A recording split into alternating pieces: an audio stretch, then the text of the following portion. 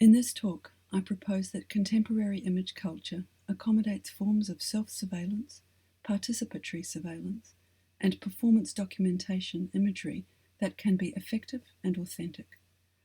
I draw from the ideas of Peggy Phelan, Philip Auslander, Roland Barthes, and Brooke A. Knight, among others.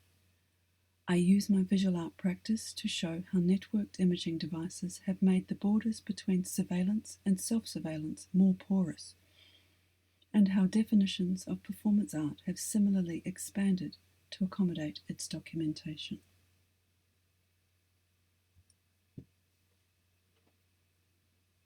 Jennifer Ringley has been called the patient zero of life casting, broadcasting your life via webcams. Jennycam and other webcam performers revolutionized internet use from 1996 through their self-surveilling activities. Hilla Koskela has called this genre empowering exhibitionism. Ways of thinking about surveillance have expanded along with image culture, with various forms of surveilling and surveilling from under rather than over, embedded into daily life. There is every reason to interrogate market and government surveillance and to critique its secrecy and control. Ursula Ann Froner has extended this critique to new forms of self-surveillance. She describes post-internet life as an audition society in what she calls a new economy of visibility.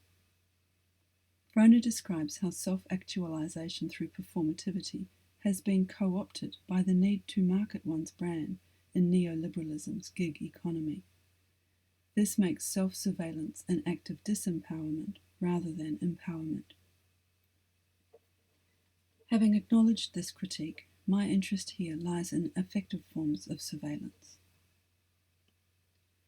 Anders Albrechtslund has argued for an expansion of thinking about surveillance in relation to social media. Albrechtslund described what he called participatory surveillance. Instead of the hierarchical, vertical structure of the panopticon, which places all power in the gaze of the watchers above and diminishes individual subjectivity, Albrechtslund claims a different structure for online social media, what he calls surveillance as a mutual, horizontal practice.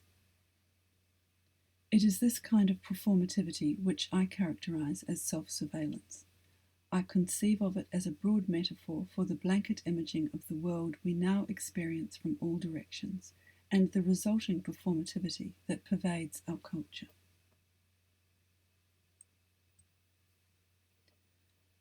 I propose that operatorless imagery is capable of causing emotional affect in a viewer. I identify this affect as deriving from authenticity and displacement. Security footage and other forms of operatorless lens-based imagery may ironically be the last bastions of imagery that we can perceive to be a veracious, authentic record. They are not immune from manipulation, but their lack of authorial inflection and the general difficulty of covert editing or other directed changes renders them relatively persuasive as documents. Operatorless cameras also gain authenticity from their objective recording of their subjects, largely free of performance. Images from operatorless cameras are not directed by a subjective gaze, do not invite performativity, and are not part of the conversational photography taking place in the present that so many images today belong to. The beauty, sadness, and occasional humour that occurs momentarily between long voids of inactivity also draw something of their affect from our understanding that the footage is an exact recording and reflection of real life. This fundamental authenticity has disappeared for the most part from other fields of lens-based practice due to widespread use and knowledge of editing and other manipulations. While the visual qualities and resolution of operatorless images have improved, they still display a distinct aesthetic that cannot be mistaken for reality. In this way, they still carry something of the displacement that used to characterize much photography and which I will discuss later on. My work has also investigated temporal affect, drawing on the film technique of Tom Moore and the Japanese principles of mono no aware and ma, but they're beyond the scope of this presentation. Operatorless cameras, lacking the subjective gaze of a photographer, have been consciously deployed by artists. Google Street View's friendly surveillance yielded its own genre of documentary photography. Artists like John Raffman and Doug Rickard retrieved from it some decisive moment photographs of surreal beauty, as here, and social critique. I characterise the sense of displacement that can still be found in operatorless imagery in relation to Roland Barthes' photographic thinking in his classic work, Camera Lucida. One of Barthes' many ideas that have had a lasting effect on photographic discourse is his elucidation of the particular relationship between photography and the past. In the decades since its publication, Barthes declared that photography has an indelible, fatal link with the past, what he calls the ghostly remains of the lost subject and time of a photograph.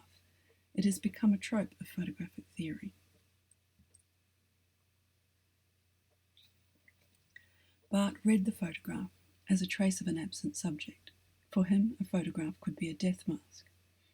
When Barthes viewed this photograph of would-be assassin Lewis Powell before his execution in 1865, he said, "He is dead and he is going to die." The photograph both suspended Powell in the time before he died and preserved his life after he was dead. A double temporal displacement. But displacement can also be social, spatial, or diasporic. However, much photography now is conversational and operates largely in the present, not the past. Images from phone cameras now make up most of the trillions of images being produced. In Performative Phones, Cameras at the Ready, Brooke A. Knight points out, whereas traditional photography freezes time and place, the continuous quotidian images of the cell phone camera are instantaneous and disposable. They are meant for that moment in time alone and often no more. Knight also recognizes photography's performative dimension. He argues it has existed since the medium's inception and positions digital networked photography as an expansion of that existing practice. Again, speaking of camera phone imagery, Knight states, "These images exist to share. They are neither made to record an event, nor are they for aesthetic pleasure. This act of sharing pictures is about declaring one's existence, in which the content of the images is in fact not the subject of the photos. The subject is actually the person taking the pictures." So following Knight, rather than being a memento mori, those shared immediately images become signs of being, of agency, of performativity. We use social media to perform our existence in the present moment, and it is this performativity for the lens that has informed my work.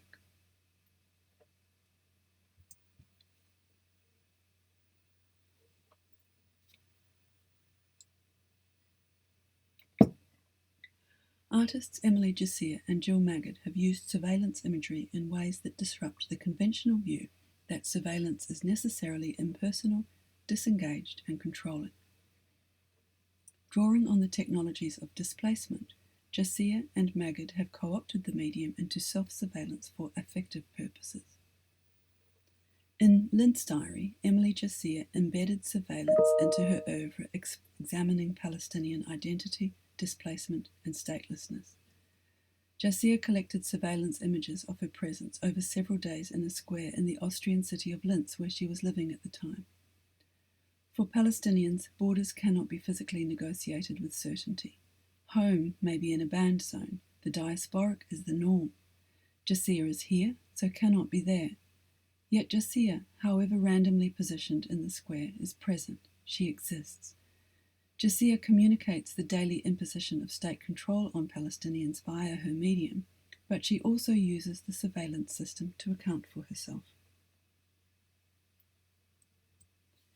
In Jill Maggard's performance work Evidence Locker, she developed such intimate relationships with surveillance systems and, importantly, the people with oversight of them, that she went so far as to call it love.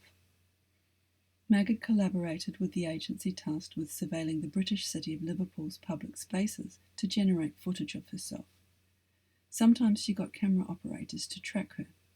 Once they guided her through the streets with her eyes closed. Magid framed the bureaucratic letters of request she needed to retrieve the footage as love letters. Jasiah and Magid's poetic uses of surveillance thus draw more from its affective quality of displacement than its use for control, found in the ghostly here, not here of a documented screen presence. An early example of an artist making effective use of technology is Fluxus artist Shigeko Kubota's video, My Father. It combines footage of her dead father watching television in Japan with footage of her in New York mourning his recorded image, shown on a television set. Some of the affecting quality of the work comes from the haunting effect of seeing a dead person reanimated by the screen, the video equivalent of Roland Barthes' photographic Dead and Going to Die. Kubota collected the footage on an earlier visit to Japan, so her father is displaced through both space and time. More of the affect comes from seeing Kubota crying and touching the screen, as though she were touching her actual father, and not his displaced screen representation.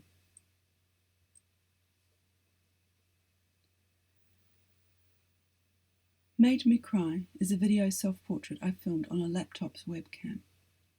It depicted me crying while viewing photographs online of museum visitors, the ones who cried while participating in Marina Abramovich's 2010 performance The Artist is Present. Felt and expressed human emotion is transmitted through multiple lenses, screens, and performances. The visitors' tears, while shed during a public performance, are authentic.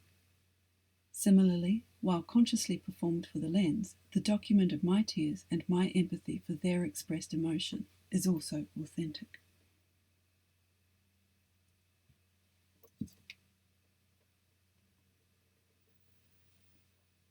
In several recent artworks, I've brought performance and documents into relation with one another, to close the loop between live action and its record. These works bring into being two philosophies of performance that are normally held in opposition.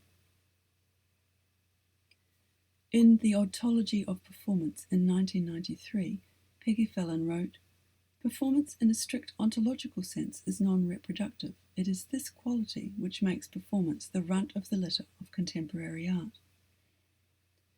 Fallon went on to say, "Performance clogs the smooth machinery of reproductive representation necessary to the circulation of capital." So a key value of performance is that it uniquely resists being subsumed into capitalist exchange. It takes on empowering new life in the form of subjective memory, beyond the grasp of institutional control. Philip Auslander's position is oppositional to Fallon's. In The Performity of Performance Documentation, he states, "The act of documenting an event as a performance is what constitutes it as such. Documentation does not simply generate image statements that describe an autonomous performance and state that it occurred, it produces an event as a performance." For many contemporary practitioners, the argument appears semantic. Here's a 2012 quote from the then Brown Council Performance Collective. "There are a number of overarching factors driving this performance resurgence. Developments in technology that have made it easier than ever before to document, edit, and present performance. The rise of celebrity culture and mass media, along with trends towards self-surveillance via online video platforms and social networking sites. We live in a culture saturated by performance, so it makes sense that artists are responding to and critiquing this." This quote shows us the default mode now for performance art is recorded. According to the Brown Council, performance now uses technology to document, edit, and present. Mass media is an influential factor, and so is self-surveillance via online video platforms and social networking sites. Open for Maintenance was the first of a series of live and recorded performances I undertook in galleries that made unpaid female labour visible using gendered domestic craft. These performances were simultaneously devised for a live audience of gallery visitors and framed for recording. Here I mended clothes for visitors while surveilling my actions with a security camera. Most of the images here are conventional performance documentation.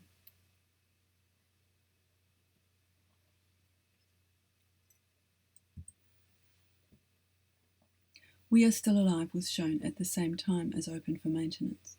I baked sourdough rolls every day and gave them away in the gallery. A security camera recorded the basket of bread filling and emptying.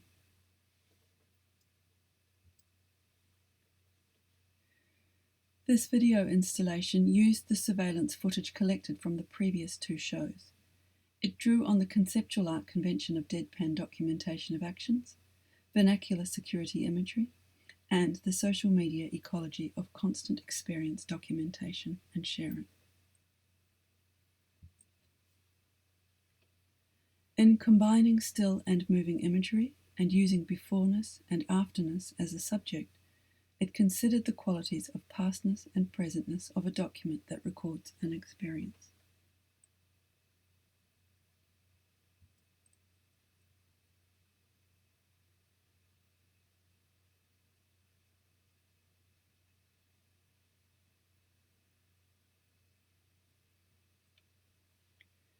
In Underpinnings, I sewed a mass-produced label bearing the words Art Recipient onto the clothes of visitors and photographed the exchange with a head-mounted action camera.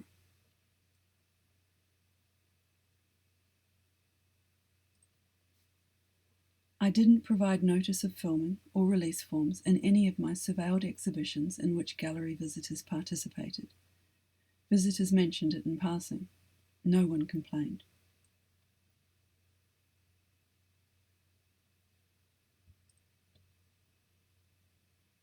In home security, I knitted baby hats from a repurposed woolen jumper while surveilling myself with closed-circuit cameras.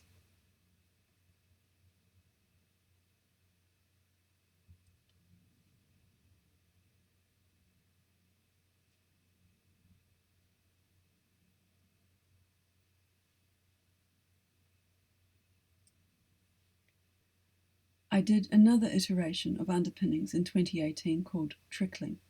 I again sewed labels onto people's clothes while surveilling the performance. This time the labels bore the words, "It will never trickle down."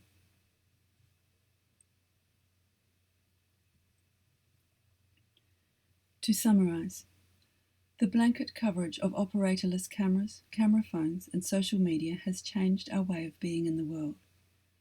Our perception of surveillance has shifted as a result of both our own participatory surveillance and our habituation to anonymous surveillance.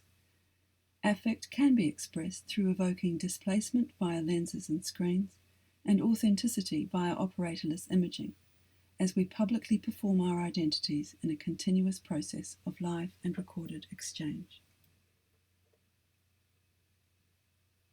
Thank you.